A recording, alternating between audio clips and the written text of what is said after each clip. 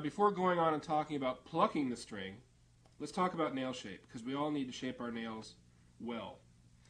You want a nail shape that's going to do a couple things for you.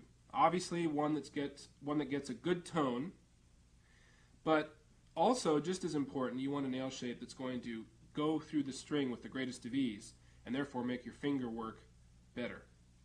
Now, you want to keep in mind that you're going to use as much of the edge of the nail as possible. And let me just explain. The next two diagrams will show you what I'm talking about. The two guys in these two diagrams here, numbers 1 and 2, they've done two really common things. The first guy has rounded off his nail. He's probably worked really hard on it, rounded it off nicely. But you notice where the string is exiting. Now the string is starting where it should, that's fine. But it's going up to the middle of his nail and it's leaving the string. And he's wasted half of his nail there. He could be using that nail to make tone. He's getting half the tone he could by using the nail surface you see there. Guy number 2, well, looks like he's tried a little bit of a ramp here, but not enough, because it turned out to be a point. And as you can see, the string again is starting where it should, but it's exiting in the middle of the nail.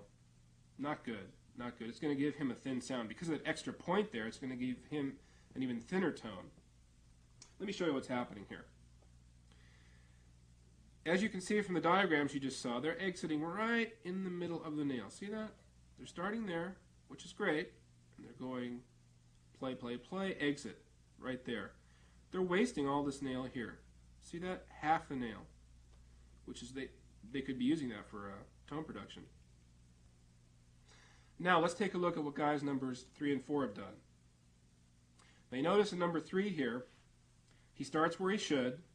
The string travels up the ramp, exits at the other side of his nail. He's using all of his nail.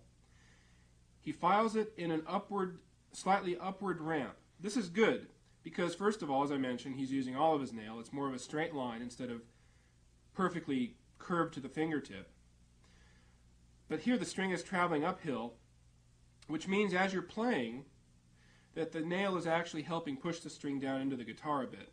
This is going to help in getting a fatter tone, and also later more of a variety of tone if he wants. Person number 4, as you can see, has filed his nail in a slightly different type of ramp. It goes slightly downward. This is good if you're the type that plays straight on to the guitar, not at a particular angle. Again, the important thing here is, though, that he's using all of his nail. He's starting where he should. The string's traveling, this time down the ramp, and exiting at the other side of the nail. It's more of a straight line again, but he's using all of his nails. So either of these ramps will work. Number 3 is a little bit more versatile and probably more widely used for a good reason, but they'll both do fine, just as long as you're using all of your nail. So, just to explain with the real nail here, again, the string is starting there. It's traveling, traveling, traveling, traveling, and exiting way over here. That's a lot more nail than people 1 and 2 in the diagrams before did. They exited here. These guys are exiting over here. So I want you to experiment with that and try to do the same thing. It really does make a big difference. Let's talk about equipment now. There's some basic equipment we all should have. Let me go over these. You can probably see them on your screen now. There's this type of nail file here. Now, this is commonly called, I've heard it commonly called, a Diamond Deb nail file. This is probably not, it probably doesn't have real diamonds on it because it didn't cost me that much money. It was like $2. But you can see it has this like sort of dust on the file. I'm kind of moving it around so it'll glint in the light there.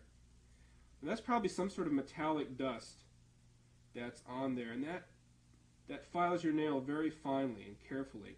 We have two sides. We have a shaping side, turn it over, and you have a finishing side. When given a choice, I always use the smoothest side. I use the finishing side. The shaping side's a little rough. In fact, if it's a new file, which this is, what I do is I take some sandpaper or something and I go over the edge of the finishing side to make it even smoother. The smoother the better. Okay? It's like a fine-tuning knob in your stereo. Okay, nail file number 1, good, A+. Nail file number 2, let's take a look at this. Now this is a common nail file. This is a larger version of what you'll find, let's say, in a nail clipper set, you know, the kind that folds out.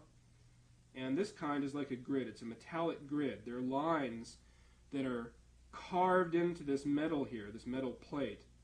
That's bad because that's going to really grind your nail up like crazy.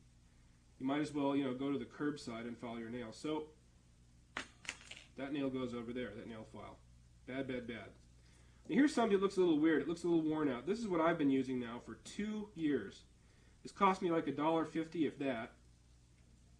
And it's great because it's got 4 sides. It's got, you can see in this case, it's got a dark blue, light blue, and 2 shades of pink. And for those of you who have black and white TV, I'll just explain what the different sides do.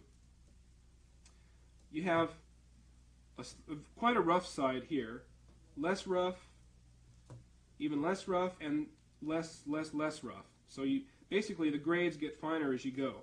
I like these a lot because they're bigger. They, you know, you can really get them underneath your nail there, and you have the finishing sides that I certainly use. Now this is worn out a bit, but it's lasted me a couple years, so that's pretty amazing, I think. Now let's move these because I want to talk about this paper here. All right? This is a very fine grade sandpaper. This is 500 grade.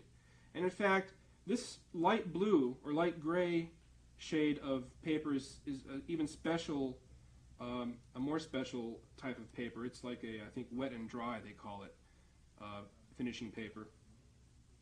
And this is what I do with this. What I do with this is it comes in sheets like this, first of all. I buy them in sheets. It's not expensive at all.